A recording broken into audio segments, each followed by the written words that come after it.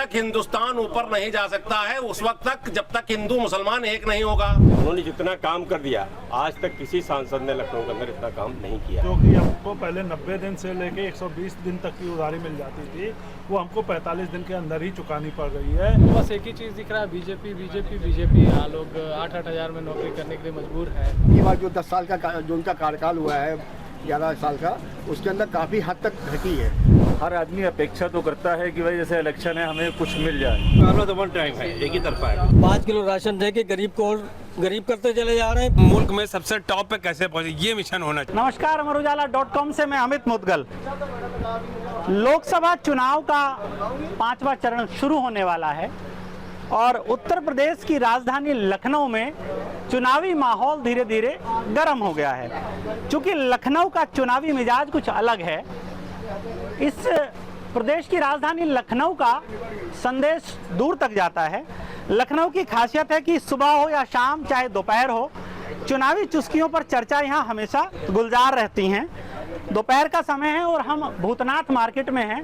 यहाँ भी चर्चा चल रही है जोर शोर से और चाय की चुस्कियों के साथ। हम जानते हैं कि लखनऊ का मिजाज क्या है और चुनाव में क्या मुद्दे हैं, क्या यहाँ के लोग सोचते हैं। जी भाई साहब, क्या आपका नाम है बताइए। जी गुप्ता जी, कैसा है यहाँ का चुनावी मिजाज? यहाँ का चुनाव का माहौल बहुत अच्छा चल रहा है और माननीय राजनाथ सिंह जी ने जो इतना काम किया है तो लखनऊ का वोटर तो उन्हीं की तरफ जा रहा है। एक तरफा चुनाव मान के चलिए, क्योंकि ये नहीं कि हम उनको सिर्फ किसी पार्टी की वजह से, उन्होंने जितना काम कर दिया आज तक किसी सांसद ने लखनऊ के अंदर इतना काम नहीं किया है। तो चुनाव अच्छा है और हम लोग ज़्यादा जागरूक कर रहे हैं कि लोग मतदान करने जाएं। अच्छा, व्यापारियों का मुद्दा है कि कुछ ऐसे मुद्दे जो व्यापारी की मांगे पूरी नहीं हुई, अब चाहेंगे ये गवर्नमेंट बने इस बार तो हमारी वो मांगे पूरी हो जाएं, जिसमें कि जीएसटी का मुद्दा है कि जीएसटी में जो 4 स्लैब है वो 2 हो जाएं और एमएसएमई का जो उन्होंने 45 दिन कर दिया वो 90 दिन कर दिया जाए। इस तरह के तमाम मुद्दे हैं और भी लोग आपको बताएंगे कि हाँ व्यापारी। जीएसटी एक बड़ा मुद्दा है जो व्यापारियों में खूब सरगर्मी से इसकी चर्चा होती है। तो क्या मानना चाहेंगे इस चुनाव में ये मुद्दा क्या यहाँ है या इस पर? जी नहीं, यहाँ पे ये मुद्दा है। इस समय कपड़े के ऊपर उन्होंने जो एमएसएमई लगा दी है जी, 45 दिन के अंदर पेमेंट अगर हम नहीं कर रहे हैं तो वो हमारी इनकम मान ली जाएगी, जो हमको बहुत दिक्कत है। जो कि हमको पहले 90 दिन से लेके 120 दिन तक की उधारी मिल जाती थी, वो हमको 45 दिन के अंदर ही चुकानी पड़ रही है। इससे हमारी इन्वेस्टमेंट भी बढ़ गई है और हमारे स्टॉक भी कम हो गए। क्या सोचना है भाई साहब, क्या कहते हैं चुनाव पे? क्या ये मुद्दा, जैसे भाई साहब ने जीएसटी से बात शुरू हुई, एमएसएमई पर पहुंची, आप क्या बताना चाहेंगे इसमें कि क्या? माननीय राजनाथ सिंह जी के सामने, उनके कामों के सामने कोई मुद्दे इस समय नहीं है, कोई उनसे मोलभाव नहीं हो रहा। हम जानते हैं, हम उनके जीतने के बाद उनसे सब चीज़ें करा लेंगे। सुलभ है वो। उनसे हम लोग दिल्ली में मिलने जाते तो लखनऊ वालों के लिए तो सिर्फ ID कार्ड दिखा दीजिए तो तुरंत निकली है। तो हम उनसे सारे मुद्दे बाद में कर लेंगे। अगर कोई भी हमारी कमियाँ हैं उनसे करवा लेंगे, इतना भरोसा है। लोगों का कहना है कि कुछ गिला शिकवा है भी तो लड़ लेंगे राजनाथ जी से, मान मनोबल हो जाएगा। लेकिन अभी हम बात करते हैं यहाँ दूसरी तरफ कुछ और भी लोग हैं जो छात्र भी नजर आ रहे हैं, कुछ नौकरी पेशा भी हैं। तो भाई साहब, क्या चुनावी मुद्दा है, किसको लेकर चुनाव हो रहा है? कुछ कहना चाहेंगे कि चुनाव में क्या मुद्दा इस समय चल रहा है? ज़्यादा जानकारी भाई साहब, मुद्दा तो अभी कोई चल ही नहीं रहा है जी। लोग को बस एक ही चीज़ दिख रहा है, बीजेपी। आपको क्या दिख रहा है? आप अपना विचार क्या? देखें तो देखिए, बीजेपी काम तो सही कर रही है, लेकिन कुछ मुद्दों पे बीजेपी का काम और अच्छा होना चाहिए। जैसे सड़कें ठीक है, अच्छी काम है, लेकिन बेरोजगारी को लेकर बीजेपी का कोई प्लान नहीं है कि नौकरी कैसे देंगे। सारी चीज़ें प्राइवेट होती जा रही हैं, जिसमें लोगों का शोषण हो रहा है, जहाँ लोग 8-8 हज़ार में नौकरी करने के लिए मजबूर हैं। ये सब चीज़ें हैं जिस पे काम होना चाहिए। बाकी अब तक जो सरकारें काम करती आ रही हैं उस हिसाब से बीजेपी भी ठीक ही है। बाकी इनका एक जो एजेंडा है हिंदुत्व, उस पर अपना अच्छा काम कर रहे हैं। हम भी खुश हैं, हिंदू भी खुश है जी। हिंदुत्व के मुद्दे पर बात हुई, विकास पर बात हुई और ये कहा गया कि कुछ चीज़ें ऐसी हैं जिन पर अभी काम करना जरूरी है, जैसे रोजगार। व्यापारी वर्ग रोजगार के दृष्टिकोण से क्या सोच रहा है कि युवा वर्ग का कहना है कि रोजगार की कुछ कमी है। रोजगार की कमी जरूर है, लेकिन फिर भी जैसे जितनी कमी पहले थी उतनी कमी नहीं है। और जहाँ तक कि जितनी है, जैसे हमारी आबादी है तो आबादी के हिसाब से रोजगार भी धीरे धीरे आगे बढ़ रहे हैं। अब पहले जो थे, पहले काफ़ी बेरोजगारी थी, लेकिन अब धीरे धीरे अब की बार जो 10 साल का जो उनका कार्यकाल हुआ है, 11 साल का, उसके अंदर काफ़ी हद तक घटी है और साथ साथ में विकास भी बहुत हुआ है। अभी रोजगार तो खैर क्योंकि एकदम से इतने आदमी को 140 करोड़ की जनता है, उसके अंदर जो है सबको दिया जाना संभव नहीं है, लेकिन काफ़ी जो है उन्होंने जो और तरीके अपनाए हैं उससे जो है काफ़ी लोगों को जो है रोजगार मिलता है और निश्चित रूप से आगे अब धीरे धीरे जो कमी रही है उसके लिए भी जो है रोजगार लोगों का ठीक होगा। क्या मानना है भाई साहब, मुद्दे जैसे उन्होंने गिनाए कि रोजगार का भी मुद्दा है, कुछ युवा जो आउटसोर्सिंग पर लोगों को रखा जा रहा है, बहुत कम पैसे में काम कर रहे हैं, तो क्या ये चुनाव में ये मुद्दा कहीं ना कहीं इसकी भी कुछ सरगर्मी? हर आदमी अपेक्षा तो करता है कि भाई जैसे इलेक्शन है हमें कुछ मिल जाए, तो उससे ये रहता है ना कि एक आदमी को अपेक्षा रहती है कि भाई ये इलेक्शन में भाई किसी एक वोट से कुछ नहीं होता, लेकिन अब हमारे पास यह एकदम कहेंगे हमारी सड़क बनवा दीजिए, हमारे लिए ये नहीं हुआ। ऐसा नहीं है, जो कार्य कर रहे हैं अच्छा कर रहे हैं, 10 साल इन्होंने चलाया, 5 साल और चलाएंगे अगर, तो ये इस चीज़ों को भी समझेंगे हर चीज़। एक और चीज़ हमारे लिए हम लोग ये चाहते हैं, जैसे हम लोगों को करना पड़ता है मतदान के लिए बहुत जागरूक करना पड़ता है जी, तो एक इनको ऐसा कानून बनाना चाहिए कि जैसे फॉरेन कंट्रीज़ में है कि कोई ना कोई चीज़, जैसे किसी का बिजली लाइसेंस, कुछ इस तरीके का एक सिस्टम बना दें कि सबको वोट डालना ज़रूरी है, मतलब एक अनिवार्य हो जाए, इससे बहुत बढ़िया हो जाएगा। मतदान करने की अनिवार्यता की बात भी यहाँ चर्चाओं में है।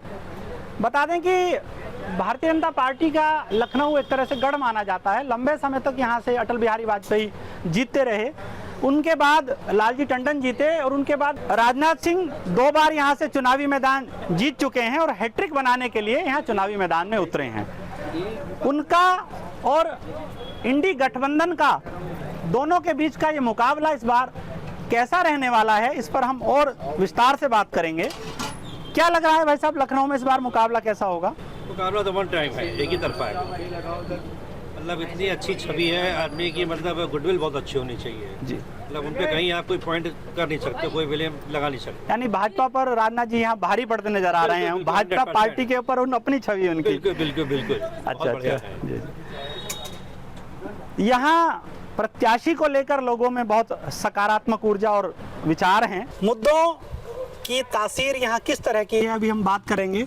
जी, क्या नाम है आपका? अरशद सफी। किस तरह के मुद्दे लखनऊ के चुनाव में हैं? देखिए, लखनऊ के पूरे देश के चुनाव मुद्दे जो हैं, बेरोजगारी, 5 किलो राशन दे के गरीब को और गरीब करते चले जा रहे हैं, 20 का आदमी बिल्कुल ख़त्म हो गया, बिजनेस है ही नहीं, ऑनलाइन से इतना पैसा इस गवर्नमेंट ने ले लिया है कि ऑनलाइन की वजह से दुकानदारी सब चौपट हो चुकी है, रियल इस्टेट बिल्कुल ख़त्म करके रख दिया है, कहीं कुछ बचा नहीं, हर आदमी बच्चों को अपने पढ़ा नहीं कर पा रहा, बिजनेस नहीं कर पा रहा और सिर्फ हिंदू मुस्लिम करके ये वोट मांग रहे हैं, बाकी इनके पास कोई मुद्दा नहीं है। 10 साल में इन्होंने चौपट कर दिया पूरे देश को। विकास के अलावा यहाँ अन्य तमाम मुद्दे भी हैं, जैसा कि अभी आपने सुना कि व्यापार में भी एक वर्ग ऐसा है जो कह रहा है कि बहुत नुकसान है, केवल हिंदू मुस्लिम के जरिए चुनाव किया जा रहा है। आइए जानते हैं आगे क्या कहना चाहते हैं भाई साहब। क्या शुभ नाम आपका? मोहम्मद फुरकान। जी फुरकान जी, किस नज़रिए से इस चुनाव को देख रहे हैं? देखिए, हमारा एक यह है कि हम सोचें कि मुल्क कैसे आगे जाए जी, हम मुल्क में सबसे टॉप पे कैसे पहुँचे, ये मिशन होना चाहिए। ये थोड़ी होना चाहिए कि मुल्क के लोगों को गुमराह करें। मुल्क के लोगों को गुमराह किया जा रहा है कि हिंदू मुस्लिम बांटे हुए हो। हम ये सोचें कि हम अमेरिका से आगे कैसे जाएंगे, जापान से कैसे आगे जाए, हमारी टेक्नोलॉजी ऊपर जाए। ये थोड़ी कि हिंदू मुल्क में उलझाए रखे हुए हैं कि तुम हिंदू हो, तुम मुस्लिम, तुम इसको वोट दो, तुम इसको। ये क्या है, बंटवारा हो रहा है अलग, मुल्क के टुकड़े कर रहे हैं। हमारा कहना मुल्क एक होके किसी एक को ऐसे वोट दे जो हमारे मुल्क को दुनिया में सबसे टॉप पे ले जाए। यहाँ बातें अलग तरह की हैं, मिजाज भी अलग तरह का है, चुनावी रंग भी कुछ अलग नजर आ रहा है। लखनऊ का एक ही अलग ही अपना अंदाज है। क्या कहना चाहेंगे भाई साहब इस चुनाव को लेकर, जैसा कि भाई साहब कह रहे हैं कि मुल्क पर बात हो? बिल्कुल होना चाहिए। भारतीय जनता पार्टी तो कहती है कि मुल्क इस समय सबसे स्ट्रॉन्ग पोजीशन में है।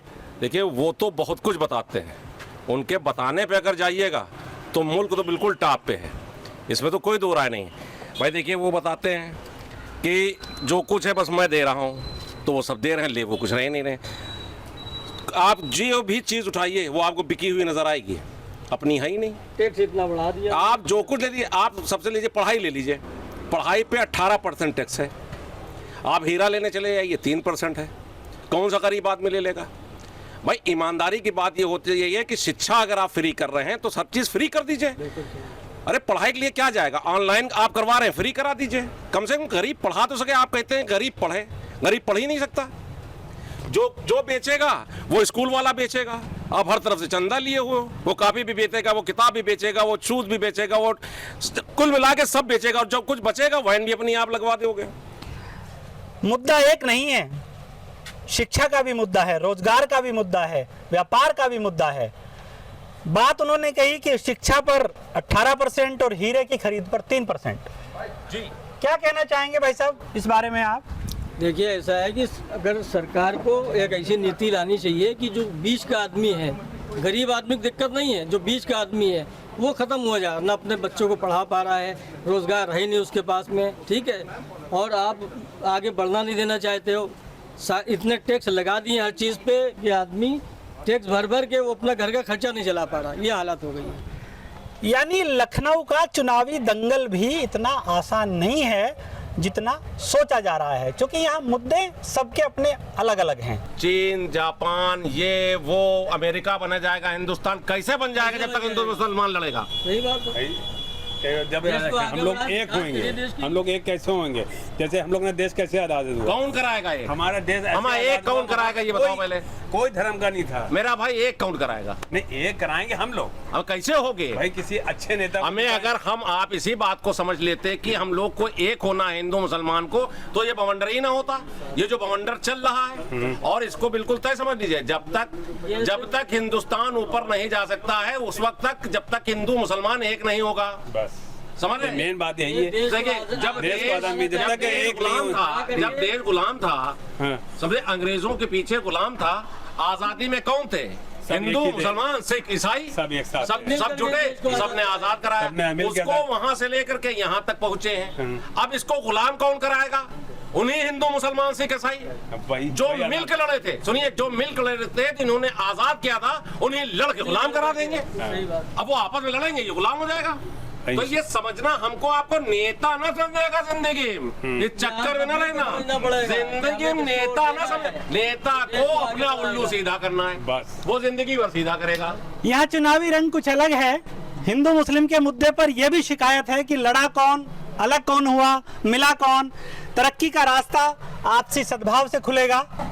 आप जुड़े रहिए अमरउजाला.com से। अगर आप ये वीडियो YouTube पर देख रहे हैं तो हमारे चैनल को सब्सक्राइब करें और बेल आइकन को दबाना ना भूलें। अगर आप Facebook पर ये वीडियो देख रहे हैं तो हमारे पेज को लाइक करें।